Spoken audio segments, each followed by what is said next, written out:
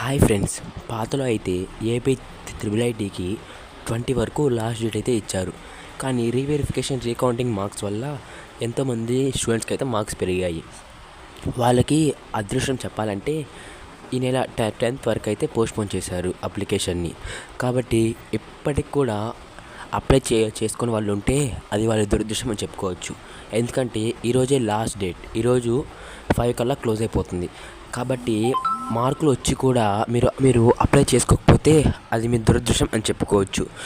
ఎందుకంటే 540+ వచ్చిన ప్రతి ఒక్కరూ అప్లై చేసుకుంటే ఒకవేళ ఫేజ్ 1, ఫేజ్ 2 అలా ఏదో ఒక దాంట్లో సీట్ వచ్చే ఛాన్స్ అయితే ఉంటుంది.